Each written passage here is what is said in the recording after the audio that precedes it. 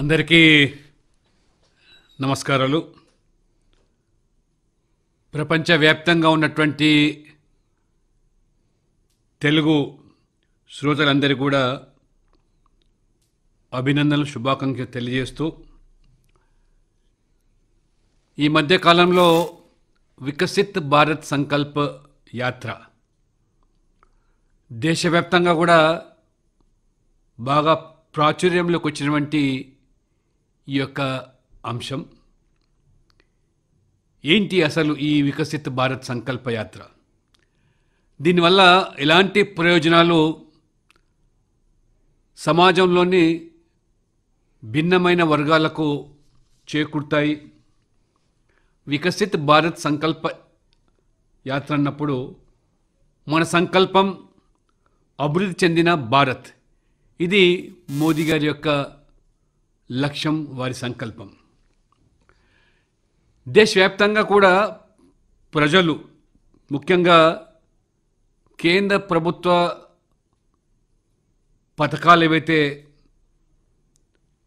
వివిధ వర్గాల సంక్షేమం కోసం మోదీ గారి ప్రభుత్వం ప్రవేశపెట్టిందో, అర్హులైనటువంటి పేదవాళ్ళందరూ కూడా, యువత, మహిళలు, రైతులు, పేద వర్గాలు, వాళ్ళందరికీ కూడా ఈ పథకాలను వాళ్ళను భాగస్వాములు చేయాలని, అర్హులైనటువంటి వాళ్ళను ఏ ఒక్కరిని కూడా మరి కాదనకుండా,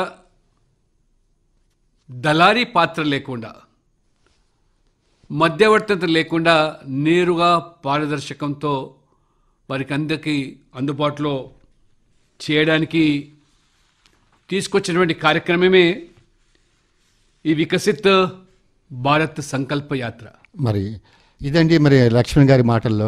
doctor K Laxman, MSc PhD, Rajya Sabha సభ్యులు, అలానే పార్లమెంటరీ బోర్డు సభ్యులు. ముందుగా మనకు చిన్న ఇంటర్వ్యూకి వెళ్ళే ముందు పార్లమెంటరీ బోర్డు సభ్యులు అంటే మా శ్రోతలకి ఏమైనా తెలియజేస్తారా? అంటే ఏంటంటే అసలు ఒక సామాన్య కార్యకర్తగా నేను సిద్ధాంతాలు కట్టుబడి దేశం కోసం, ఒక జాతీయ భావనతో, ధర్మం కోసం భారతీయ జనతా పార్టీలో పనిచేస్తూ ఇవాళ ప్రపంచంలోనే అతిపెద్ద రాజకీయ పార్టీ భారతీయ జనతా పార్టీ. అటువంటి పెద్ద రాజకీయ పార్టీ అయినటువంటి బీజేపీలో పార్లమెంట్ బోర్డు సభ్యుడంటే హయ్యెస్ట్ పాలసీ మేకింగ్ బాడీ, అత్యున్నత నిర్ణయాలు తీసుకునేటువంటి ఈ యొక్క కమిటీ 15 మంది సభ్యులు, నరేంద్ర మోడీ గారు, అమిత్ షా గారు, జేపీ నడ్డా గారు, రాజ్నాథ్ సింగ్ గారు, సంతోష్ జీ గారితో పాటు నన్ను కూడా ఇందులో భాగస్వామ్యం చేయడం అంటే తెలుగు ప్రజానికము, తెలంగాణ ప్రజలకు నిజంగా ఇది గర్వకారణం. నాకు ఎటువంటి పొలిటికల్ బ్యాక్గ్రౌండ్, ఫ్యామిలీ బ్యాక్గ్రౌండ్ లేదు.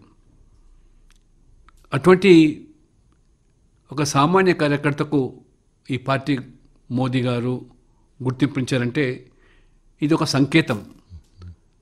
విలువలతో కూడుకున్న రాజకీయాల్లో పనిచేసేటువంటి కార్యకర్తలకు ఇది ఒక సంకేతంగా కూడా భావించాను. అయితే లక్ష్మణ్ గారు, ఈ వికసిత్ భారత్ యాత్ర అనేది ఏ రోజున, ఎప్పుడు మొదలుపెట్టారు, దేనికి స్థాపించారు? ఇది 15 నవంబరు జనజాతీయ గౌరవ దినోత్సవం సందర్భంగా, అంటే ఆదివాసీ గౌరవ దినోత్సవంగా, మరి ముఖ్యంగా ఆదివాసీలకు నరేంద్ర మోడీ గారు వారికి పెద్దపీట వేయడం, అన్ని రంగాల్లో వారి గౌరవాన్ని పెంచడము, బిర్సా ముండా యొక్క మరి జయంతిని కూడా మొత్తం మోదీ గారు ప్రధానమంత్రి అయిన తర్వాతనే ఒక గొప్ప స్వాతంత్ర సమరయోధుడు చరిత్రలో వారికి స్థానం కల్పించలేదు. అటువంటి అన్సంగ్ హీరోస్ అందరి చరిత్రలు వెలుగులోకి తీసుకొచ్చి పరిచయం చేసినటువంటి మహానుభావుడు నరేంద్ర మోడీ గారు. అయితే మొన్న ఇటీవల మన శంషాబాద్, చిన్న గోల్కొండలో ఈ వికసిత్ భారత్ యాత్ర జరిగిందండి. అందులో నేను కూడా పాల్గొన్నానండి. అందులో చాలా కౌంటర్స్ ఉన్నాయండి, చాలా కౌంటర్స్. ఒక గ్యాస్ కనెక్షన్కి ఒక కౌంటర్, ఆధార్కి ఒక కౌంటర్, ప్లస్ ఒక్కొక్క దానికి ఇన్సూరెన్స్కి ఒక కౌంటర్, అట్లా కౌంటర్స్ ఏర్పాటు చేశారు. అంటే ఇప్పుడు కూడా మేము నమోదు చేసుకోవచ్చు అంటే రాని వాళ్ళకి కూడా, పెన్షన్ రాని వాళ్ళకి కానీ, లేకపోతే ఇట్లాగా. వాస్తవంగా 15 నవంబర్ నాడు ప్రారంభించినటువంటి ఈ వికసిత్ భారత్ సంకల్ప యాత్ర దేశవ్యాప్తంగా 3,000 మోదీ గ్యారంటీ వ్యాన్లు దాన్ని అందంగా తయారు చేసి ఆ వ్యాన్ ద్వారా సామాన్య ప్రజలకు అర్థమయ్యేటువంటి విధంగా ఆ పథకాలు ఏవైతున్నాయో అవన్నీ కూడా దేశవ్యాప్తంగా ఉన్నటువంటి 2.5 లక్షల గ్రామ పంచాయతీలకు 15,000 పట్టణాలకు ఈ యాత్ర ద్వారా ఈ మోడీ గ్యారంటీ రథాలు ప్రజల్లోకి వెళ్తాయి. అక్కడ ప్రతి గ్రామంలో కనీసం ఒక 4 గంటలు ఆ గ్రామ పంచాయతీలో ఇన్ఫర్మేషను, ఎడ్యుకేషను, కమ్యూనికేషన్ వాటితో పాటు ఆయుష్మాన్ భారత్, ప్రధానమంత్రి జన్ ఆరోగ్య యోజన, పోషణ్ అభియాన్, ఉజ్వల 2, ప్రధానమంత్రి ఆవాస్ యోజన తదితర స్టాల్స్ అన్నీ కూడా అక్కడ ఏర్పాటు చేసి ఆ పథకాల ద్వారా ప్రజలకు అవగాహన కల్పించడము, అర్హులైన వారిని అవసరమైతే అక్కడే నమోదు చేయించుకోవడము, లబ్ధిదారులను కూడా మళ్ళీ ప్రజలకు పరిచయం చేసి ఏ రకంగా లబ్ధి పొందినారు, తద్వారా స్ఫూర్తి తీసుకొని ప్రేరణ తీసుకొని వారు సైతం కూడా ఈ పథకాలను పొందాలనే ఒక సంకల్పంతోనే మోదీ గారు, అంటే ఏ ఒక్క పేదవాడు కూడా మోదీ గారు తలపెట్టినటువంటి వారి సంక్షేమ పథకాలు అందకుండా ఉండకూడదు అనే ఉద్దేశంతోనే ప్రభుత్వమే నేరుగా ప్రజల ముంగిట్లోకి వాళ్తా ఉన్నది. అన్ని విభాగాల అధిపతులు అక్కడ ఆ వ్యాన్ ద్వారా బ్యాంకర్స్తో సహా ఇంతకుముందు చెప్పినట్టు ఉజ్వల గ్యాసు లేదా పేదలకు ఇళ్ళకి సంబంధించిన దరఖాస్తు ఫామ్స్ కూడా అక్కడే అందుబాటులో తీసుకొచ్చి, అంటే ప్రజల అవసరాలు గుర్తించి ప్రతి ఒక్క పౌరుడి హక్కులను కాపాడుతూ ఒక సామాజిక న్యాయం ఈ పథకాల ద్వారా వారు కల్పించి ఈ యొక్క మోదీ గారి ప్రభుత్వం చిట్ట చివరి లబ్ధిదారుడు సమాజంలో కూడా ఎవరు కూడా వారు మిగిలిపోకూడదనే పార్టీలకు రాజకీయాలకు అతీతంగా ఈ యొక్క కార్యక్రమాన్ని, ఈ యాత్రను కొనసాగిస్తున్నారు. కాబట్టి ప్రజలు దీన్ని సద్వినియోగం చేసుకోవాలా. ఒక గొప్ప సువర్ణ అవకాశం ఇది. అంటే ఆ రోజు నేను చూసాను, నేను నిజంగా చూసి కొంతమంది గ్యాస్ కనెక్షన్స్ కూడా ఇస్తున్నారని నేను చూశాను. మీరు ఒక విషయం మీకు బాగా తెలిసే ఉంటుంది, 2014లో మన భారతదేశంలో 4.2 గ్యాస్ కనెక్షన్స్ ఉంటే ఇప్పుడు 2023కి 32 కోట్ల గ్యాస్ కనెక్షన్స్, ఉజ్వల గ్యాస్ కనెక్షన్స్ వచ్చినాయండి. ఇందులో అట్లానే ఈ మన మహిళల గురించి మోదీ గారు ఎంతో చేస్తున్నారండి, దాని గురించి చెప్తారా? నరేంద్ర మోదీ గారు పేదరికాన్ని అనుభవించిన వ్యక్తి, పేదల కష్టాలు చూసిన వ్యక్తి, తన కుటుంబ పోషణ కోసం తల్లి పడ్డ బాధలు కల్లారా చూశాడు. ఏ రకంగా ఈ బిడ్డలను పోషించిందో, తను వంట చేసే గదిలో వంట చేస్తున్నప్పుడు తన తల్లి కళ్ళలో నీళ్లు చూశాడు. ఆ సాంప్రదాయ పద్ధతుల్లో కట్టెల పొయ్యి, బొగ్గు పొయ్యి, చెక్క పొట్టుతో వండే విధానం చూసి వారు ప్రధానమంత్రి అయిన తర్వాత ఒక ఆశయంతో ఈ దేశంలో కూడా ఏ తల్లి చెల్లి కళ్ళల్లో నీళ్లు రాకూడదు, అటువంటి సాంప్రదాయ వంట పద్ధతికి స్వస్తి పలికి ఉజ్వల గ్యాస్, అంటే ఈ గ్యాస్ అనేది ఇంతసేపు సంపన్నులకు, ధనవంతులకు, పట్టణాలకే పరిమితమైనటువంటి పథకం సామాన్యులకు అందుబాటులో తీసుకొచ్చినటువంటి మహానుభావుడు నరేంద్ర మోదీ గారు. మీరు చెప్పినట్టుగా కోట్లాది మంది ఇవాళ మహిళలు ఉజ్వల గ్యాస్ ద్వారా ఉచితంగా సిలిండరు, రెగ్యులేటరు గ్యాస్ పొంది ఏ రకంగా మహిళలకు ఇవాళ మరి పెద్దపీట వేస్తున్నారు. నరేంద్ర మోదీ గారు మహిళా సాధికారికత కోసం అనేక పథకాలు ప్రవేశపెట్టారు, చరిత్రాత్మకమైన నిర్ణయాలు తీసుకున్నాడు. స్వచ్ఛ భారత్లో భాగంగానే మొదటిసారిగానే వారు ఈ దేశంలో 75 సంవత్సరాల స్వాతంత్ర దేశంలో మహిళలు ఇంకా మరుగుదొడ్లు లేకుండా ఏ రకంగా కాలకృత్యాలు తీర్చుకుంటున్నారు, తమ యొక్క కాలకృత్యాలు తీర్చుకోవడానికి రైలు పట్టాలు, రోడ్లు, ఇంత అధ్వానమైన దుస్థితి గమనించి ఏ ఆడపడుచు కూడా ఈ యొక్క దుస్థితి ఉండకూడదని చెప్పి వారు మహిళలకు పెద్ద ఎత్తున స్వచ్ఛ భారత్లో భాగంగా మరుగుదొడ్ల నిర్మాణం కార్యక్రమం తలపెడితే వారు ప్రధానమంత్రి అయ్యే సందర్భంలో దేశం మొత్తం మీద కూడా గ్రామీణ ప్రాంతం 26% మందికి మాత్రమే ఈ మరుగుదొడ్లు లభ్యమవుతే ఒక యుద్ధ ప్రాతిపదికన సామాజిక ఉద్యమంగా చేపడితే ఇప్పుడు 100% మహిళలు 100% ఓడిఎఫ్ వచ్చింది. మరి ఓటీఎఫ్ రావడమే కాదు, ఇవన్నీ కూడా మరుగుదొడ్లు కాదు, మహిళలకు సంబంధించిన ఆత్మ గౌరవ నిలయాలుగా ఇవాళ మహిళలు కొనియాడబడుతున్నారు. ముఖ్యంగా ఇవాళ మహిళల యొక్క సాధికారికత కోసం మోదీ గారు విద్య, ఉద్యోగాలే కాదు, రాజకీయాల్లో కూడా వారికి పెద్దపీట వేయాలని చెప్పి వారి మంత్రివర్గంలోనే 12 మంది మహిళలకు ప్రాతినిధ్యం కల్పించి దేశ చరిత్రలోనే మొదటిసారిగా అత్యధికంగా మహిళలు కొలుదీరినటువంటి ప్రభుత్వం మోదీ గారి ప్రభుత్వం. అంతటితో కాకుండా మహిళలను, అందులో మన తెలుగు ఆడపడుచు నిర్మలా సీతారామన్ గారిని పూర్తి స్థాయి ఆర్థిక మంత్రిగా మహిళలు నియమించిన ఘనత కూడా నరేంద్ర మోడీ గారికి దక్కుతుంది. 2019 పార్లమెంట్ ఎన్నికల్లో బీజేపీ తరఫున 55 మంది మహిళలకు టికెట్లు ఇస్తే 41 మంది మహిళలు ఎంపీలుగా ఇవాళ గెలిచారు. అంటే మీరు అర్థం చేసుకోవచ్చు, మహిళల యొక్క స్వయం సహాయక బృందాలు అన్ని జిల్లాలకు దాన్ని విస్తరింపజేసి మహిళల్లో కూడా వ్యాపారకు దృక్పథాన్ని ప్రోత్సహించి ఆ గ్రూపులకు, ఆ ప్రతి మహిళకు కూడా ముద్రా పథకం కింద 1 లక్ష రూపాయలు వారికి రుణ సదుపాయం కల్పించి గ్రూపులోని సభ్యులందరూ కూడా జన్ధన్ ఖాతాతో ఉంటే వారికి 5,000 ఓవర్ డ్రాఫ్ట్ కూడా కల్పించారు. నారీతో నారాయణి అనే కమిటీని ఏర్పాటు చేశారు.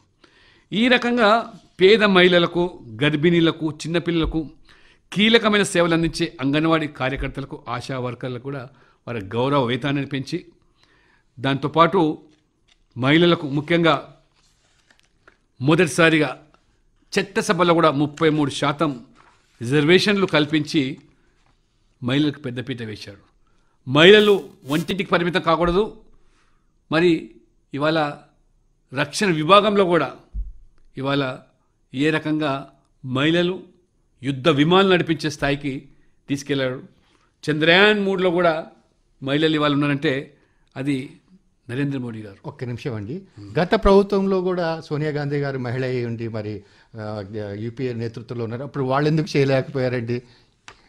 మహిళా అధ్యక్షురాలుగా సోనియా గాంధీ ఉన్నప్పటికీ, వారి కాంగ్రెస్ పార్టీ అధికారులు ఉన్నప్పటికీ ఆ రోజు చట్టసభలో మహిళా రిజర్వేషన్లు బిల్లు ప్రవేశపెడితే ఆ ప్రభుత్వానికి సమర్థించిన పార్టీలే వ్యతిరేకిస్తే నిస్సహాయతగా ఉండిపోయినారు సోనియా గాంధీ గారు, కాంగ్రెస్ పార్టీ. అంటే వారికి మనసు లేదు. ఏ పార్టీలైతే కాంగ్రెస్ను సమర్థించి యూపీఏ ప్రభుత్వానికి వారు బాధ్యులైనారో ఆ పార్టీలే విభేదిస్తే వీరు ప్రేక్షక పాత్ర వహించారంటే మహిళల పట్ల వారికి ఉన్న చిత్తశుద్ధి.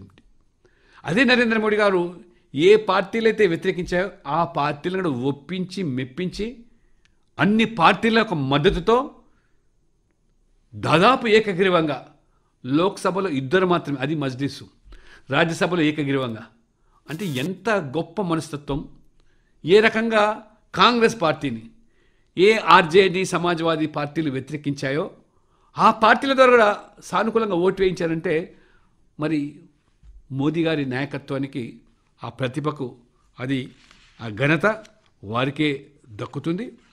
అంతేకాకుండా ఇవాళ మొదటి ఆదివాసీ మహిళను 75 సంవత్సరాల స్వాతంత్ర దేశంలో రాష్ట్రపతి చేసినటువంటి ఆ ఘనత కూడా మోదీ గారికి దక్కుతుంది.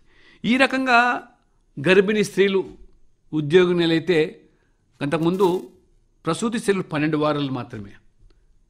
మోదీ గారు ఆ మహిళలు తల్లి బిడ్డ క్షేమంగా ఉండాలని చెప్పి 26 వారాలకు పూర్తి జీతభత్యాలతో కూడుకున్నటువంటి సెలవు దినాలుగా ప్రకటించి ఏ రకంగా మోర్ దెన్ డబల్ మరి 12 వారాలు ఎక్కడ, 26 వారాలు ఎక్కడ? ఆ రకంగా మోదీ గారు మహిళల మరి సంక్షేమము, మహిళలకు నిర్ణయాత్మక శక్తిగా, మహిళలు దేంట్లో కూడా తక్కువ కారని, చివరికి ముస్లిం మహిళలు ఏదైతే వారికి విఘాతంగా ఉన్నటువంటి ఈ యొక్క ఆ విడాకుల చట్టం, దాన్ని కూడా 3 తలాక్ చట్టాన్ని రద్దు చేసి ఇవాళ ముస్లిం మహిళలకు పెద్దన్నగా ఏ రకంగా మరి నిర్ణయాలు తీసుకున్నారు. ఇటువంటి సాహసోపేత నిర్ణయాలు మోదీ గారికి మాత్రమే సాధ్యమంది. ఓటు బ్యాంకు రాజకీయాల కోసమో లేదా రాజకీయాల కోసమో నిర్ణయాలు తీసుకోరు. వారు తీసుకున్న నిర్ణయం చరిత్రలో లిఖించే విధంగా, వారి భవితన్యాన్ని మార్చే విధంగా తీసుకునే చర్యలు తప్పితే కానీ ఈ విషయంలోనండి ముస్లిం పెద్దలకు కొంతమంది వ్యతిరేకించిన దాదాపు అందరు మా ముస్లిం మహిళలను మాత్రం చాలా వెల్కమ్ చేశారండి. They are very happy about the triple talaq అండి. న్యాచురల్గా కదా, ఇప్పుడు వాళ్లకు ఏదైతే ఇవాళ సమాజంలో రుగ్మతగా ఉన్నటువంటి సమస్యను మతంతో ముడిపెట్టి వాళ్ళకు కాళ్ళకు బంధాలు వేసినటువంటి ఆ యొక్క నిబంధనలు తొలగించి చట్ట రూపంలో వారికి స్వేచ్ఛ స్వాతంత్రాన్ని కల్పించడం అంటే అది సామాన్యమైన విషయం కాదు. అది ఒక గొప్ప సాహసోపేత నిర్ణయం, ఒక చరిత్రాత్మక నిర్ణయం. ఈ రకంగా మోదీ గారు మహిళలకు అన్ని రంగాల్లో కూడా పెద్దపీట వేసి, అందుకనే ఇవాళ కొత్తగా మరి నమో డ్రోన్ దీదీ అనే పేరు మీద ఏదైతే గ్రామాల్లో పల్లెల్లో మరి వ్యవసాయంకు ఉపయోగపడేటువంటి ఎరువులు ఇవన్నీ కూడా మరి కూలీల ద్వారా ఈరోజు ఏదైతే ఆ యొక్క ఎరువుల పంపిణీ జరుగుతుందో, వితరణ జరుగుతుందో, లేకపోతే ఆ ఎరువులు స్ప్రే చేస్తూ ఉంటారో దానికి భిన్నంగా ఆరోగ్యరీత్యా కానీ లేదా అన్ని కోణాల నుంచి ఆలోచన చేసి ఈ డ్రోన్ ద్వారా ఎరువులు స్ప్రే చేసి చక్కటి అంటే ఆ యొక్క పంటకు ఉపయోగపడేటువంటి ఎరువులన్నీ కూడా డ్రోన్ ద్వారానే, ఎక్కడ కూడా చేతితో ముట్టుకోకుండా. అది మొదటి విడతగా 15,000 మందికి మహిళలకు ఏ మహిళా స్వయం సహాయక బృందాల్లో ఉన్నారో వాళ్ళకు మాత్రమే అప్పచెప్పి వాళ్ళ మరి ఆర్థిక స్థితిగతులు మెరుగుపరచడమే కాకుండా వారు నిజంగా మరి గతంలో ఒక ట్రాక్టర్లు పల్లెలకు వస్తే వింతగా చూశారో ఇవాళ ట్రాక్టర్ లేని పల్లె లేదు. ఆ పరిస్థితిని వాళ్ళ డ్రోన్ ద్వారా మహిళలకే పరిమితం చేసి మోదీ గారు తీసుకున్న నిర్ణయం ఇవాళ వికసిత్ భారత్ సంకల్ప యాత్ర ద్వారా దాన్ని డెమాన్స్ట్రేట్ చేస్తూ ఉంటే ఊరూరా కదిలి వచ్చి దాన్ని ఒక వింతగా చూస్తారు. ఆ డ్రోన్నే ద్వారానే ఎరువులు చల్లడము, దాన్ని కూడా మొత్తం ఆ పంట మీద విస్తరింపజేయడం, అది ఆ పూర్తిగా ఆ మానిటరింగు, ఆ పూర్తి శిక్షణ మహిళలకి కల్పించి తద్వారా వారికి ఆర్థికంగా ఎంత లాభం చేకూరుతుందో ఆలోచించి, ఒక ట్రాక్టర్ అద్దె ఇస్తే ఎంత డబ్బు సంపాదిస్తున్నారు వాళ్ళు మనం చూస్తాను. అటువంటిది ఇది కేవలం డ్రోను నమో ఈ డ్రోన్ దీదీ కార్యక్రమాన్ని మహిళలకే పరిమితి చేసి వాళ్ళు వాళ్ళ ఊళ్ళల్లో వాళ్ళు ఎంత సశక్తి ఆపరేషన్ కూడా మహిళలేనమాట, మొత్తం మహిళలే ఆపరేషను, మహిళలకే దానికి ఆ ప్రభుత్వం బ్యాంకుల ద్వారా లోన్ ఇచ్చి వారికి చేయుతనిచ్చి వారు 4 చేతుల సంపాదించే విధంగా ఆ మహిళలకు పెద్దపీట వేస్తున్నారు. కాబట్టి ఇది ఒక గొప్ప మార్పు కాబోతున్నది. ఆ జీవితాల్లో కూడా పెద్ద మార్పు రాబోతుంది. తద్వారా సమాజంలో కూడా మహిళల పట్ల కూడా ఇవాళ గౌరవం పెరుగుతుంది. మహిళలు కూడా బాధ్యతాయుతంగా ఏ రకంగా వాళ్ళ కుటుంబాన్ని సంసారాన్ని వాళ్ళు చాలా జాగ్రత్తగా చేస్తారో ఆ నిర్ణయాన్ని మోదీ గారు వారికి మహిళలకు అనుకూలంగా తీసుకోవడం కూడా ఇది నిజంగా గొప్ప కార్యక్రమంగా నేను మీరు పర్మిషన్ ఇస్తే నాది ఒక చిన్న మాట అండి. ఈ మన పిఎం ఆవాస్ యోజన 70% మహిళలకే ఇచ్చారండి. అలానే సుకన్య సమృద్ధి యోజన కానీ లేకపోతే జల్ జీవన్ మిషన్ 15 కోట్ల ఇది కానీ లేకపోతే ముద్రా యోజనలో 70% మహిళలకే ఇచ్చారండి. అట్లానే 18 మన మహిళలకి separate toll free number Modi గారు స్టార్ట్ చేశారు 1 ఏప్రిల్. అంటే దాదాపు ఆల్మోస్ట్ మహిళా పక్షపాతం అలాంటి మాకేంటంటే మాకేం ఉండవంటారా? ఇప్పుడు 50% జనాభా సమాజంలో మహిళలు.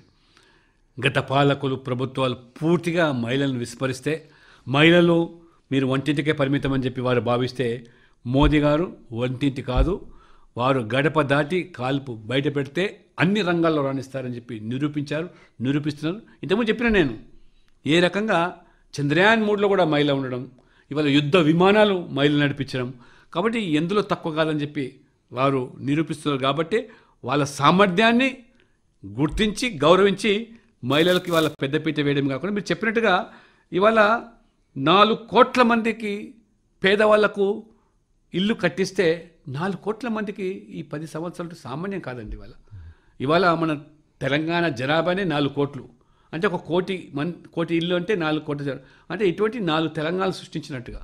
ఆస్ట్రేలియా జనాభా చూస్తే 6 ఇంతలు. కాబట్టి మన రాష్ట్రంలో ఒక 2 లక్షల ఇల్లు పేదవాళ్ళు కట్టించడమే గగనం అయిపోయింది. కానీ వాళ్ళ 4 కోట్ల మందికి ఇల్లు కట్టించడం 70% మీరు చెప్పినట్టుగా మహిళలకే అది కేటాయించడం, వాళ్ళకే ఆ హక్కులు కల్పించడం. హక్కు కూడా ఓనర్ కూడా వాళ్ళేనండి. అంతే కదా. ఎందుకంటే ఇవాళ మనం చూస్తున్నాం ఇవాళ ఏదో కొంతమంది ఉచితాల పేరు మీద లేదా మగవాళ్లకు ఏ రకంగా ఇవాళ మద్య పానీయాలు పల్లెలో ఈ బెల్ట్ షాపుల ద్వారా మద్యానికి బానిసలు అవుతున్నారో. కాబట్టి అనేక సందర్భాల్లో మగవాళ్ళు మరి ఏ రకంగా మద్యం కోసం డబ్బు వృధా చేస్తున్నారో. కాబట్టి ఆ డబ్బులు మహిళల చేతుల్లో పెడితే ఇవాళ ఒక మహిళకు ఆర్థిక శాఖ మంత్రి అంటే ఈ దేశం ఒక ఆర్థిక మరి స్థితిగతులు తెలిసినటువంటి ఒక మహిళ కుటుంబాన్ని ఎంత జాగ్రత్తగా మరి మరి పొదుపుతో చేస్తుందో అది దృష్టిలో పెట్టుకొని మహిళలకు ఈ రకంగా పెద్దపీట వేస్తున్నాడు. ముఖ్యంగా ఆర్థిక విషయాల్లో మహిళలకే వారి చేతిని ముద్రా లోన్లు కూడా మహిళలకే పెద్దపీట వేశారు. మహిళల పేరు మీదనే 70% ఇచ్చారు. 70%. ఇది సామాన్య విషయం కాదు. కాబట్టి మహిళల పట్ల వారికి ఉన్న నమ్మకము, విశ్వాసం, అదేవిధంగా ప్రజలకు, మహిళలకు మోదీ గారి పట్ల ఉన్నటువంటి నమ్మకం, విశ్వాసమే ఇది ఈ రకమైనటువంటి అభివృద్ధి, పేదల సంక్షేమ పథకాలు రెండు సమపాలలో రెండు కళ్ళు మాదిరిగా ఇవాళ దేశంలో కొనసాగడం వల్లనే పదే పదే పదే పదే ఇవాళ ప్రజలు మోదీ గారిని కొనియాడుతున్నారు.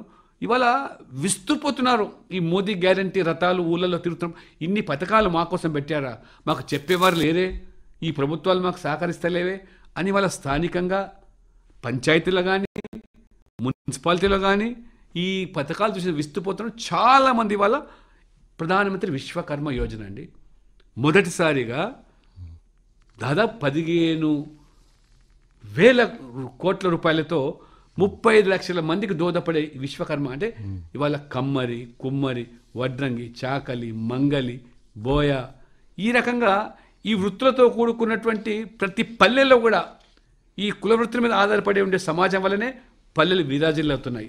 ఒకవేళ మంగలి లేకపోతే, చాకలి లేకపోతే, కమ్మరి లేకపోతే, వడ్రంగి లేకపోతే ఈ పల్లెలు నిలబడగలుగుతాయా? కానీ అటువంటి వాళ్ళని విస్మరించాయి గత పాలకులు, గత ప్రభుత్వాలు. కాబట్టి వారికి చేతినివ్వడానికే ఇవాళ వాళ్ళకు ఉచితంగా శిక్షణ కల్పించి వారికి 15,000 రూపాయల ఆర్థికమైన పనిముట్లు కల్పించి వారికి 3 లక్షల లోను 5% వడ్డీతో ఇచ్చి ఆధునికపరమైనటువంటి పరికరాలు, మార్కెటింగ్ వ్యవస్థ కల్పించి వారి కూడా జీవితాల్లో వెలుగు నింపే కార్యక్రమే ప్రధానమంత్రి విశ్వకర్మ యోజన పథకం. లక్ష్మణ్ గారు, ఈ విశ్వకర్మ యోజనలో ఈ సెక్యూరిటీ అనేది కొంచెం ప్రాబ్లం, అట్లా సెక్యూరిటీ ఏమైనా పెట్టాల్సి వస్తుందా? ఏమీ లేదండి, సెక్యూరిటీ లేదు, ఏమీ లేదు. కేవలం వారు ఈ వృత్తిలో కొనసాగుతున్నాను, ఈ వృత్తి పనిచేస్తున్నా అని చెప్పి కమ్మరి, వడ్రంగి, చాకలి మేము వృత్తిలో ఉన్నామని చెప్పితే చాలు, వారికి ఫ్రీ ట్రైనింగ్, స్టైఫండ్ ఇస్తారు, వారికి సర్టిఫికేట్ ఇస్తారు. మోదీ గారు వారికి ఈ ప్రధానమంత్రి విశ్వకర్మ సర్టిఫికేట్ ఇస్తారు, ఐడి కార్డు ఇస్తారు. తర్వాత బ్యాంక్ ద్వారా 5% వడ్డీతో 3 లక్షల రూపాయలు లోన్ ఇస్తారు. కాబట్టి ఉచితాల పేరు మీద వాళ్ళ జీవితాలు బుగ్గిపాలు చేయడం కాదు, వారికి చేపలు తినడం ఎట్లనో చేపలు పట్టే విధానాన్ని ఇవాళ మోదీ గారు నేర్పించి తద్వారా వాళ్ళను కూడా ఆర్థికంగా పరిపుష్టం చేయడమే. అంటే ఏ వర్గాలైతే విస్మరింపబడ్డాయో, ఏ వర్గాల పట్ల నిర్లక్ష్యం చేయారో, అది మహిళలైనా, రైతులైనా, యువత అయినా, పేదలైనా వాళ్ళని ఆదుకోవడమే ఈ మోదీ గారు ఒక సంకల్పంతో ఈ కార్యక్రమాలు తీసుకున్నారు. కాబట్టి ఆ లక్ష్యంతో పనిచేస్తున్నారు. అందుకనే ఈ వికసిత్ భారత్ సంకల్ప యాత్ర ద్వారా 2.5 లక్షల గ్రామాల్లో ఈ మోడీ గ్యారంటీలు, అంటే మోడీ గ్యారంటీ అంటే మోదీ గారు చెప్పింది చేస్తారు, చెయ్యగలిగింది మాత్రం చెప్తారు, కూర్చోబెట్టి పడుకోబెట్టి ఏదో వాళ్ళకు మేము మేపుతామని కాదు. కానీ సంక్షేమం పేరు మీద కూడా ఇవాళ ఏ పేదవాడు కూడా ఆకలితో అలమటించకూడదని చెప్పి 2 పూటల 80 కోట్ల మందికి గత 2 సంవత్సరాలుగా ఇంకా వచ్చే 5 సంవత్సరాల వరకు కూడా పొడిగింపజేసి ఉచితంగా 5 కిలోల బియ్యాన్ని ప్రతి కుటుంబంలో ప్రతి వ్యక్తికి పంపిణీ చేస్తూ ఉంటే ప్రపంచంలో ఇంత పెద్ద ఆహార భద్రత పథకం ఎక్కడ కూడా లేదు. అది మోదీ గారి వల్లనే ఈ దేశంలో సాధ్యమవుతుంది. 81 కోట్ల మందికి ఇవాళ ఉచితంగా ఆ ఆహారం కల్పిస్తున్నాం. కాబట్టి ఇవాళ సంక్షేమం అంటే సంక్షేమానికి ఉచితాలకు ఒక లక్ష్మణ రేఖ ఉంది. వారి పేదవాడి ఆకలి తీర్చడానికి ఇవాళ బియ్యం పంపిణీ చేస్తున్నాడు, ఉండడానికి ఇల్లు ఇస్తున్నాడు, ఆ ఇంట్లో మరి కరెంటు దీపాలు ఇస్తున్నాడు, దాంతోపాటు నల్ల ద్వారా కుళాయి ద్వారా నీళ్ళు అందిస్తున్నాడు, వాళ్ళు అవసరమైన వాళ్ళకు ముద్రా ద్వారా లోన్లు ఇప్పిస్తున్నాడు. అందులో రైతు అయితే ఆర్థిక సాయం పేరు మీద పెట్టుబడి సాయం కింద 6,000 రూపాయలు పారదర్శకతో బ్యాంక్ ఖాతాలు. మోదీ గారు ప్రవేశపెట్టిన ఏ పథకమైనా ఎవరు దళారీ ద్వారా చేతుల ద్వారా వాళ్ళకు నగదు ఇచ్చే ప్రసక్తే లేదు. వాళ్ళ బ్యాంక్ ఖాతాలు తెరిపించారు. మోదీ గారు వచ్చిన తర్వాత ఈ జన్ధన్ యోజన ఖాతా తెరవమంటే 50 కోట్ల మంది కొత్తగా ఖాతాలు తెరిస్తే గిన్నీస్ వరల్డ్ రికార్డ్ అండి. ఇవాళ ప్రపంచంలోనే ఇంతగా బ్యాంక్ ఖాతాలు పేదవాళ్ళకు ఉన్న దేశం లేదు. ఇవాళ 50 కోట్ల మంది కొత్తగా ఖాతాలు తెరిస్తే 27 లక్షల కోట్ల రూపాయలు ఇవాళ బ్యాంక్ ఖాతాలో పేదవాళ్ళకు చెందినాయి. ఏ పథకం పేరు మీదను, అదే రకరకాల పథకాల పేరు మీద. ఇవాళ ప్రపంచంలోనే అత్యధికంగా డిజిటల్ ట్రాన్సాక్షన్ అనేది ఇవాళ నగదు రహిత లావాదేవీలు అది భారతదేశానికి దక్కుతుంది. అమెరికా లేదా ఇతర దేశాలు, యూరోప్ దేశాలు కూడా సాధ్యం కాదు. అటువంటి 140 కోట్లు ఉన్నటువంటి దేశంలో ఇటీవల సర్వేలో 40% మనం డిజిటల్ ట్రాన్సాక్షన్ చేస్తున్నామండి. మరి సామాన్య మంది 40% ఎన్ని కోట్ల మంది, కూరగాయలు అమ్ముకునే వాళ్ళు, పళ్ళు అమ్ముకునే వాళ్ళు, పూలు అమ్ముకునే వాళ్ళు, చాయ్ కొట్టే వాళ్ళు, వీధి వ్యాపారులు కూడా క్యూఆర్ కోడ్తోనే డబ్బులు వాళ్ళు తీసుకుంటున్నారు, డబ్బులు వేస్తారు. ఇది బ్యాంక్ ఖాతాలు తెరిపించి ఏం చేస్తారని చెప్పారు. ఇవాళ 27 లక్షల కోట్ల రూపాయలు పేదవాళ్ళ ఖాతాలో పోయినాయి. ఇదే రాజీవ్ గాంధీ గారు ప్రధానమంత్రి ఉన్నప్పుడు స్వయంగా చెప్పారు, నేను ఢిల్లీ నుంచి 100 రూపాయలు పంపిస్తే 85 రూపాయలు మధ్య దళారీ కాజేస్తున్నాడు, 15 రూపాయలు మాత్రమే దక్కుతుందని. అది మీ పాలన, అది మీ నాయకత్వ లక్ష్యం. ఇవాళ మోదీ గారు 100% ₹1 కోత లేకుండా బ్యాంక్ ఖాతాలు చేరిపోతున్నాయి. కరోనా కష్టకాలంలో లాక్డౌన్ సందర్భంగా కూడా ఢిల్లీ నుంచి 500 రూపాయలు పంపిస్తే వాళ్ళ బ్యాంక్ ఖాతాల్లో ఏ రకంగా చేరినాయో బారులు నిలబడ్డారు బ్యాంకుల ముందు ఆ కష్టకాలంలో 500 రూపాయల కోసం. ఇది ఆ యొక్క డిజిటల్ ట్రాన్సాక్షన్. మీరు చెప్పినట్టుగా 40% ఇవాళ 40% మొత్తం ఇవాళ దేశ జనాభాలో డిజిటల్ ట్రాన్సాక్షన్ జరుగుతున్నాయంటే ఇంత పారదర్శకత, అంత ట్రాన్స్పరెన్సీ ఇవాళ.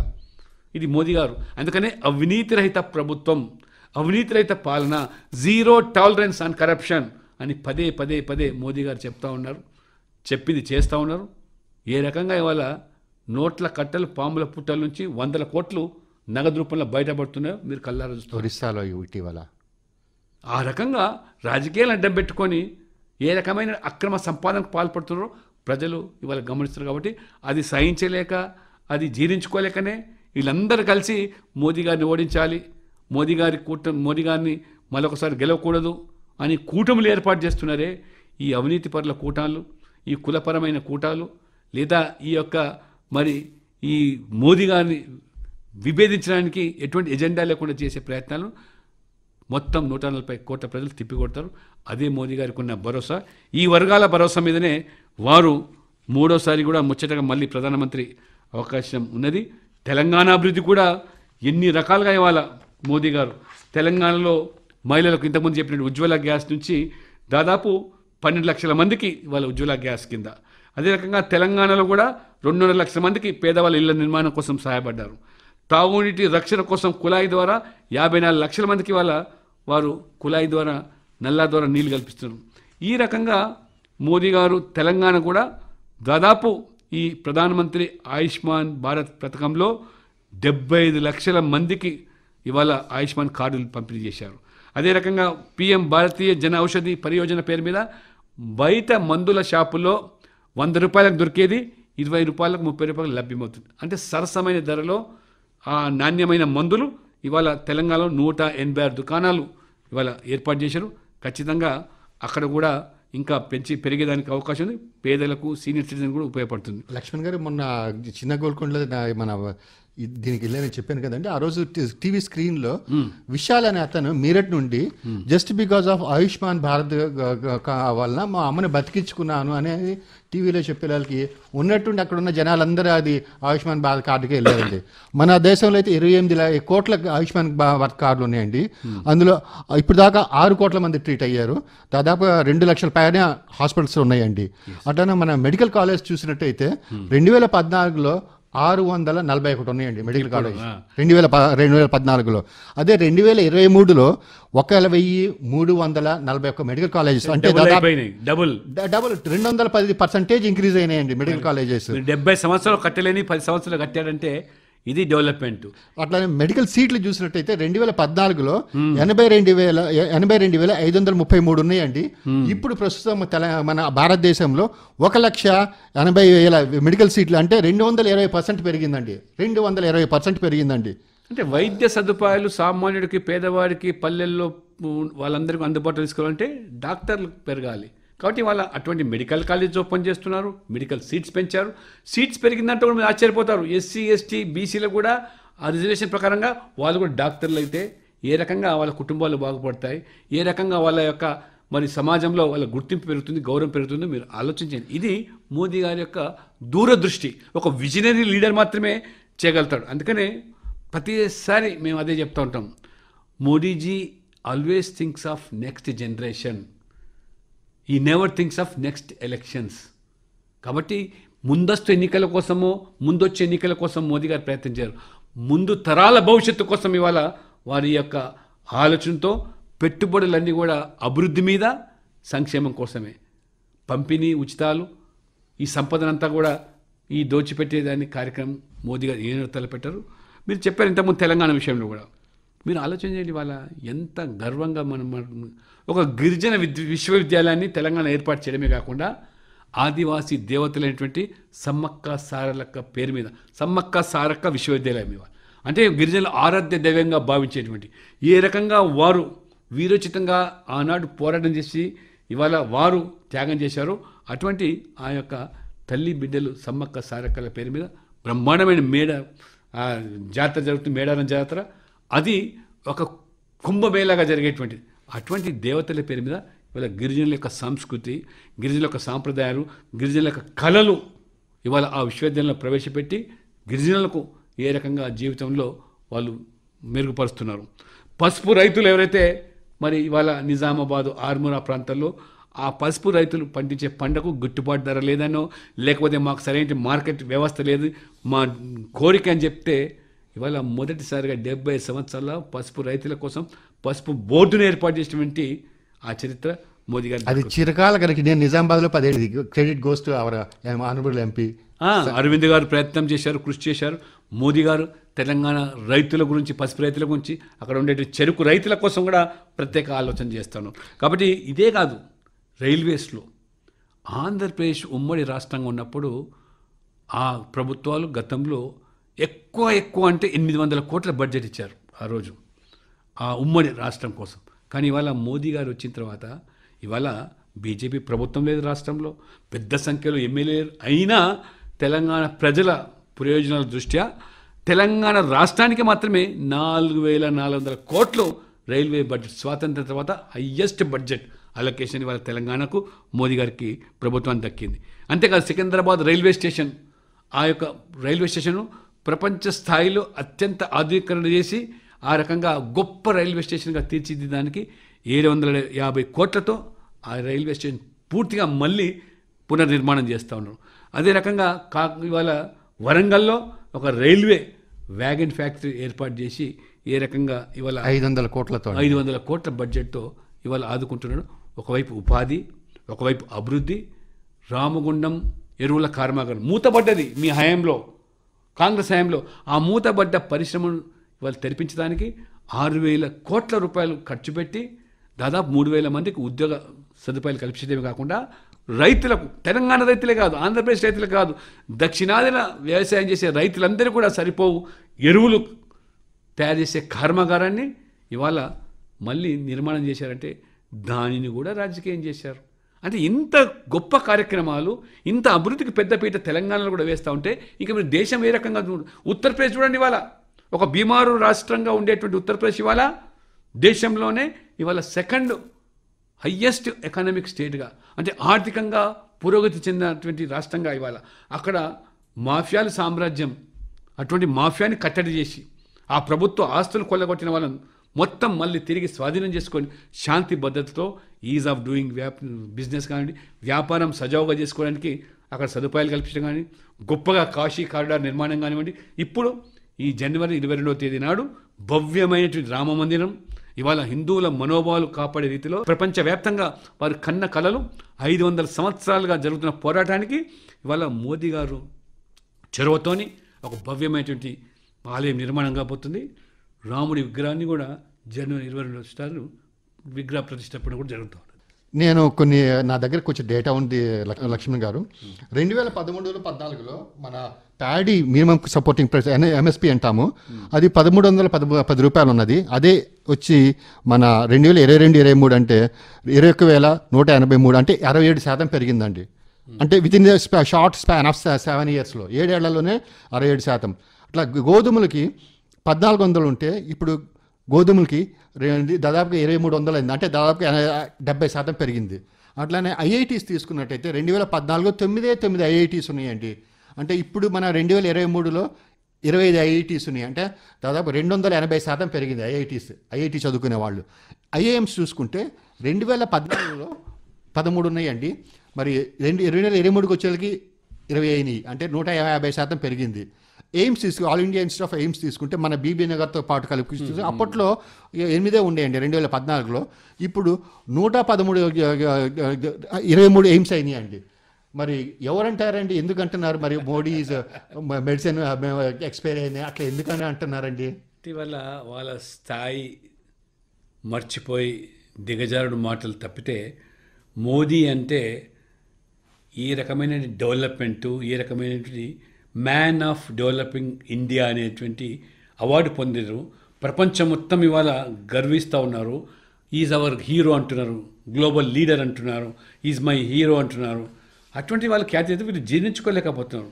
ఇంత దిగజారిన వ్యాఖ్యలు చేయడం అనేది, ఇవాళ మీరు చెప్పారు ఇంత డేటా, ఉన్నత విద్యనే కాదు ఇన్ఫ్రాస్ట్రక్చర్ మీద ఇంత డబ్బులు ఖర్చు పెట్టారంటే దాని ద్వారా ఉపాధి ఉద్యోగ అవకాశాలు కల్పించే కాదు. ఫర్ ఇన్ఫర్మేషన్, నేషనల్ హైవేస్ అండి 70 సంవత్సరాల్లో 2500 కిలోమీటర్లే రోడ్లు హైవేస్ వేస్తే ఈ 10 సంవత్సరాల్లో అదనంగా 2500 కిలోమీటర్లు కేవలం ఇవాళ తెలంగాణ రాష్ట్రానికి కల్పించారంటే 5000 కిలోమీటర్ల హైవేస్ ఇవాళ తెలంగాణలో ఉన్నది. 1,10,000 కోట్లు ఇవాళ కేవలం తెలంగాణకు ఖర్చు పెట్టారు. ఇవాళ మీరు చెప్పినప్పుడు 2013-14 రోజుకి 12 కిలోమీటర్ల రోడ్డే అండి, రోజుకి 12 కిలోమీటర్ 2013-14. కానీ 2020-21 రోజుకి 37 కిలోమీటర్ల రోడ్డు వేశారండి. 37 కిలోమీటర్ల రోడ్డు. ఎంత డెవలప్మెంట్ అంటే ఇవాళ పూర్వాచల్ హైవే మీరు చూసుంటారు. నేను కూడా అసలు మనం అమెరికాలో ప్రయాణం చేస్తున్నామా, ఈ రోడ్లు మన ఉత్తరప్రదేశ్ రోడ్ల ఆశ్చర్యం కలుగుతుంది. ఇవాళ పల్లెలకు పట్టణాలకు అనుసంధానం చేస్తూ ప్రధానమంత్రి గ్రామీణ సడక్ యోజన, హైవేసు, ఫ్లైఓవర్సు ఇంత బ్రహ్మాండంగా అభివృద్ధి చేస్తూ తెలంగాణ కూడా పెద్దపీట వేస్తూ ఎయిమ్స్ కూడా ఇవాళ బీబీనగర్లో వాళ్ళ గొప్పగా మరి అత్యంత ఆధునికమైన ఆసుపత్రి వైద్య సదుపాయాలు పేదలు కల్పించే విధంగా చేస్తూ ఉంటే ఆసుపత్రుల నిర్మాణం, కళాశాల నిర్మాణం, విద్యాలయ నిర్మాణం, విద్యా సంస్థల నిర్మాణం, అన్ని రంగాల్లో కూడా ఏ ఒక్క రంగం కూడా ఇవాళ డిఫెన్స్లో కూడా, రక్షణ రంగంలో కూడా ఇవాళ మనం ఇవాళ ఆత్మ నిర్భర్ భారత్ పేరు మీద ఇవాళ మరి సొంతంగా మనం తయారు చేసుకోవడం కూడా ఎక్స్పోర్ట్ చేసే పరిస్థితి. ఇవాళ మొబైల్ ఫోన్స్ మనం ఎక్స్పోర్ట్ చేస్తున్నాం. ఇవాళ ఈ రకంగా ఇవాళ భారతదేశం ఔన్నత్యాన్ని చాటి చెప్తూ విశ్వవిఖ్యాతిగా ఇవాళ ఆ యొక్క ఆదరణ పొందుతూ ఉంటే భారత పౌరులుగా మనం గర్వించాల్సి పోయి ఇవాళ నిస్సిగ్గుగా ఈ దిగజారుడు వ్యాఖ్యలు చేయడం ప్రజలు గమనిస్తున్నారు. ఖచ్చితంగా మీ అహంకారాన్ని, మీ అహాన్ని ఏ రకంగా ప్రజలు ప్రజాస్వామ్యంగా వారికి బుద్ధి చెప్పాలనో ఆ రోజులు మీరు చూస్తూ ఉన్నాం. ఎక్కడ ఎన్నికలు జరిగినా ఇవాళ పంచాయతీకి జరిగినా, పార్లమెంటుకి జరిగినా మోదీ నాయకత్వంలో గెలుస్తుంది బీజేపీ తప్పితే మొన్న 5 రాష్ట్రాల్లో మీరు సెమీఫైనల్స్ అన్నారు. 5 రాష్ట్రాల్లో ఏకపక్షంగా ప్రజలు 3 రాష్ట్రాల అధికారులకు ఇచ్చారు. తెలంగాణలో, మేఘాలయలో కూడా బ్రహ్మాండంగా ఇవాళ ఓట్ల శాతాన్ని, సీట్ల శాతాన్ని పెంచారు. కాబట్టి 2024లో 3వసారి ప్రధానమంత్రి నరేంద్ర మోడీ కావడం గ్యారంటీ.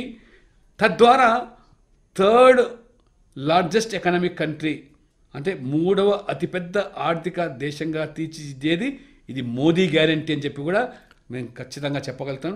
ప్రజలు నమ్ముతున్నారు, విశ్వసిస్తున్నారు కాబట్టే వాళ్ళ పదే వాళ్ళ మోదీని గెలిపిస్తున్నారు. రేపు జరగబోయే 24 ఎన్నికల్లో కూడా మోదీ గారు 3వసారి ప్రధానమంత్రి కావాలని ప్రజలు ఓటేస్తున్నారు. పార్టీలకు అతీతంగా పేద వర్గాలు, బలహీన వర్గాలు, అదే రకంగా ఇవాళ అభివృద్ధి కోరుకునేటువంటి అన్ని వర్గాల ప్రజలు కూడా, ఉద్యోగులు, కార్మికులు, విద్యార్థులు, యువకులు అందరూ కూడా, మహిళలు పెద్దపీట వేస్తారు. ఇది ఒక చరిత్రాత్మక విజయం కూడా కాబోతుందంటే ఆశ్చర్యం కాదు. ఇందాక మీరు 3rd లార్జెస్ట్ ఎకానమీ అన్నారు. 2013-14 ఎక్స్పోర్ట్స్ అండి $1 బిలియన్ చూసుకున్నట్లయితే కేవలం ఎక్స్పోర్ట్స్ $466 బిలియన్ ఉన్నాయండి 2013-14లో. 2023-22-23కి వచ్చేళ్ళకి $780 బిలియన్ అంటే ఆల్మోస్ట్ నియర్లీ డబుల్ అనమాట. అట్లనే ఫారెన్ ఇన్వెస్ట్మెంట్స్ చూసినట్టయితే మనకి 2013లో కేవలం $36 బిలియన్ ఉన్నాయండి. అదే 2021 సంవత్సరానికి నియర్లీ $90 బిలియన్ అంటే దాదాపుగా ట్రిపుల్ అవుతుంది అన్నమాట. అట్లా ఉంది. అలాంటప్పుడు ఈ 3rd లార్జెస్ట్ ఎకానమీ ఇంకా ఫర్దర్కి వెళ్తుందని మా ఆశ అండి. మీరేమంటారు? 3rd లార్జెస్ట్ ఎకానమీ కంట్రీ కాకుండా $5 ట్రిలియన్ ఎకానమీ ఏదైతే ఒక సంకల్పంతో మోదీ గారు పనిచేస్తున్నారు, తప్పకుండా ఇవాళ జీడిపి కూడా అభివృద్ధి రేటు 7.6%. అంటే దాదాపు 3 సంవత్సరాలుగా ఎక్కడ ప్రపంచం అంతా కూడా అల్లాడిపోతున్నది. ప్రపంచ దేశాలు ఇవాళ కొట్టుమిట్టాడుతున్నాయి, ఆర్థికంగా చితికిపోతున్నాయి. ఆహార భద్రత కోసం వీధుల్లో వచ్చి పోరాటం చేసి ఆ రకంగా సివిల్ వార్స్ జరుగుతున్నాయి. కానీ ఒకవైపు కరోనా, కోవిడ్ కష్టకాలం, యుక్రెయిన్ రష్యా యుద్ధం, ఇన్ని జరిగినా మనం స్టేబుల్ ఎకానమీ అంటే మోడీ గారు ఇన్ఫ్రాస్ట్రక్చర్ మీద. గ్యాస్ ధర పెరగలేదండి. ఎప్పుడైనా ఏదో సందర్భంలో పెరిగితే ఆ బాధ్యత బరువు కేంద్ర ప్రభుత్వం తీసుకుంది, బీజేపీ పాలిత రాష్ట్రాలు తీసుకున్నాయి. కానీ వీరు ముసలి కన్నీరు కార్చడమే. ఏ బీజేపీ అధికారంలో లేని రాష్ట్రాల్లో ₹1 తగ్గించలేదు. ఉత్తరప్రదేశ్లో 15 రూపాయలు లీటర్ మీద తగ్గించాడు యోగి గారు, ₹5 కేంద్రం తగ్గించింది. అంటే ₹20-25 భారాన్ని ఆర్థికంగా సామాన్య మీద తగ్గించే ప్రభుత్వము నాయకుడు మోదీ అయితే మీరు విమర్శల కోసమే పరిమితం అవుతున్నారు తప్పితే మీరు అక్షరాల అమలుకి వచ్చేసరికి మాత్రం ఏమాత్రం చేయరు. ఈ చమురు అంశాన్ని జిఎస్టీ పరిధిలోకి తీసుకొస్తా అంటే మరి ఎవ్వరు కూడా సుముఖంగా లేదు. ఎందుకంటే 25-30 రూపాయలు తగ్గుతుంది. ఇవాళ జిఎస్టీ చూడండి, ఇవాళ రాబడి 1,60,000 కోట్లు గత రికార్డు సృష్టిస్తూ ఉన్నారు. అంత పారదర్శకతంగా కొంతమంది జేబులు నిండేటువంటి ఆ డబ్బు ప్రభుత్వం ఖజానాలకు వస్తుందంటే అది ప్రజల సొమ్ము కదండి. 1,50,000 కోట్లు, 1,63 కోట్లు, 1,29,000 కోట్లు అంటే ఏ రకంగా ఇవాళ రాష్ట్రాల మళ్ళీ కేంద్రం ఆదుకుంటుంది, పంపిణీ చేస్తుంటాం, వాటా సకాలంలో ఇస్తూ ఉన్నది, ముందస్తుగానే చెల్లిస్తూ ఉన్నది. కాబట్టి ఆ రకంగా సెంట్రల్ షేర్ కూడా ఇవాళ 42% పెంచిందంటే అది మోదీ గారు ఇర్రెస్పెక్టివ్ ఆఫ్ స్టేట్స్. ఇవాళ బీజేపీ అధికారం ఉందా లేదని చూడకుండా అన్ని రాష్ట్రాలు సమగ్ర అభివృద్ధి చెందితేనే అది ఒక టీమ్ ఇండియాగా మారుతుందని చెప్పి ఆ టీమ్ ఇండియాకు నాయకుడిగా అందరి సమాన దృష్టితో సమదృష్టితో అన్ని వర్గాలు, అన్ని ప్రాంతాలు, నార్త్ ఈస్ట్ స్టేట్స్ అయినా దక్షిణాది అయినా ఇవాళ ఎస్సీ ఎస్టీ బీసీఏ కాదు అగ్రవర్ణాల్లో ఉన్న పేదలు కూడా ఈడబ్ల్యూఎస్ 10% రిజర్వేషన్. కాబట్టి ఈ సమతుల్యాన్ని పాటించగలిగేటువంటి వ్యక్తిగా మోదీ గారు కొనియాడబడుతున్నారు. ఖచ్చితంగా ఈ వికసిత్ భారత్ సంకల్ప యాత్ర ద్వారా కూడా ప్రజలు చైతన్యవంతులు అవుతున్నారు. తమ వాటాలను తమ హక్కులను వారు కూడా ఈరోజు పొందుతూ ఉన్నారు. నిన్ననే జనవరి 4వ తారీఖు లూయిస్ బెర్రీ బర్త్డే అండి. దానికి నిన్న సాయిబాబా గౌడ్ గారు అంటే మన పద్మశ్రీ ఇచ్చారండి. ఆయన ఇంటర్వ్యూ చేశారండి. చెప్తా ఎస్పెషల్లీ తనే అన్నారంట, అంతకుముందు వికలాంగులకు కేవలం కొన్ని వెరైటీస్ 7 మంది వైకల్యాలే చూసేవాడు సాయిబాబా గౌడ్ గారు చెప్పారు. ఇప్పుడు 21 వైకల్యాలు ఉంటే వికలాంగుల కింద వస్తున్నారు. అంతకుముందు గవర్నమెంట్ జాబ్స్ వికలాంగులకి 3% ఉండేది, ఇప్పుడు 4% చేశారు. అంతకుముందు వికలాంగుల దైవాంగులకి 3% ఉంటే చదువు ఎడ్యుకేషన్లో 5% ఇచ్చారండి. అది నిన్న అంటే మోదీ గారు ఇంతసేపు ఈ వికలాంగులు కాదు, వారు దివ్యాంగులుగా నామకరణం చేయడమే కాకుండా ఇవాళ బోధకాలు ఉన్నటువంటి వాళ్ళని కూడా దివ్యాంగులకు పరిగణిస్తున్నారు. యాసిడ్ దాడికి గురైన మహిళలను కూడా దివ్యాంగులకు పరిగణించాలని. కానీ దురదృష్టం ఏంటంటే మన రాష్ట్రంలో ఆ చట్టం మన రాష్ట్ర ప్రభుత్వం చేయకపోవడం వల్ల దాదాపు 15-20 లక్షల మంది నష్టపోతున్నారు. అంటే కనీసం వీళ్ళకు ఆలోచన లేకుండా రాజకీయాలకు పోయి ఒకసారి ఈ ప్రభుత్వం ఈడబ్ల్యూఎస్ అమలు చేయమన్నారు, మేము ఈ ఆయుష్మాన్ భారత్ అమలు చేయమన్నారు, ఈ దివ్యాంగుల చట్టం అమలు అంటే ఇవన్నీ అమలు చేస్తే మోదీ గారికి ఖ్యాతి వస్తుంది, మోదీ గారికి పేరు దక్కుతుందని చెప్పి ఏ రకంగా వంచిస్తున్నారో ప్రజలు గమనిస్తున్నారు. కాబట్టి మొన్న ఎన్నికల్లో వారు బుద్ధి చెప్పారు. కాబట్టి ఒక దృక్పథంతో దూరదృష్టితో ఈ అభివృద్ధికి ఈ పథకాలకు వారు రచన చేస్తూ ఉంటే మీరు భాగస్వాములు కాకపోతే నష్టపోయేది ప్రజలు. కాబట్టి ప్రజల మీద ప్రతాపం చూడకుండా రాజకీయాలు ఎన్నికల సమయంలో చూడండి తప్పితే ఈ పథకాలు ఇవాళ ఈ చట్టం కూడా ఈ దివ్యాంగుల చట్టం అమలు చేస్తే ఇంకా దాదాపు 15-20 లక్షల మంది లబ్ధి పొందుతారు. వాళ్ళు పెన్షన్దారులు మాత్రం కాదు, వాళ్ళు కూడా అన్ని రంగాల్లో రాణించేటువంటి సామర్థ్యం ఉన్న వ్యక్తులుగా మోదీ ప్రభుత్వం గుర్తించింది. కాబట్టే ఈ యొక్క విద్యారంగంలోనూ ఉద్యోగాలను రిజర్వేషన్లు పెంచడము, వారికి అన్ని అవకాశాలు కల్పించారు. దాదాపుగా చాలా ఉంచారండి. 21 అంటే 3 times పెంచారండి. 7 రకాల దివ్యాంగులను గుర్తించేవాళ్ళు ఇప్పుడు 21 మంది అంటే చూడ ఎంతమంది బెనిఫిట్ అవుతున్నారు. ఎంతమంది సాయిబాబా గౌడ్ చిన్నపాటి వైకల్యం ఉన్నా వారు దివ్యాంగులు పరిగణిస్తే వారికి రిజర్వేషన్స్ వస్తాయి, ఆర్థిక సాయం పెరుగుతుంది, ఆ రకంగా అన్ని రంగాలు రాణిస్తారని చెప్పి ఉద్దేశంతో తీసుకొచ్చింది. మరి లక్ష్మణ్ గారు చివరిగా మా 2 రాష్ట్రాల తెలుగు ప్రజలకు మీరు ఇచ్చే సందేశం ఏంటంటే? తెలుగు రాష్ట్రాల ప్రజలు ఇవాళ మోదీ నాయకత్వంలో ఏ రకమైనటువంటి అభివృద్ధికి పేదల సంక్షేమానికి పాటుపడుతూ రాజకీయాలకు అతీతంగా అభివృద్ధికి బాట వేస్తుండే మోదీ గారు ఒకవైపు అయితే ఈ ఉచితాల పేరు మీద గ్యారంటీల పేరు మీద ఉన్న సంపదను పంచిపెడతామని చెప్పి ఆ రకంగా మరి ఉన్నదంతా పంచిపెడితే ఉన్న పంచ కూడా ఊడిపోతుంది. కాబట్టి ఆ విధంగా కాదు, వాళ్ళకు నైపుణ్యతను గుర్తించి శిక్షణ కల్పించి ఉపాధి ఉద్యోగ అవకాశాలు కల్పించి వారిని ఆ రకంగా సమాజం నిలబట్టే ప్రయత్నం చేయాలి. కానీ ఉచితాల పేరు మీద మోసం చేస్తే నమ్మి మోసపోకండి అని చెప్పి వారికి నేను హితవు పలుకుతాం. మరి లక్ష్మణ్ గారు మీ సమయాన్ని మా శ్రోతలకు వెచ్చించి మా స్టూడియోకి వచ్చి చాలా ధన్యవాదాలండి. Thank you. నమస్కారం అండి. మీకు కూడా ధన్యవాదాలు.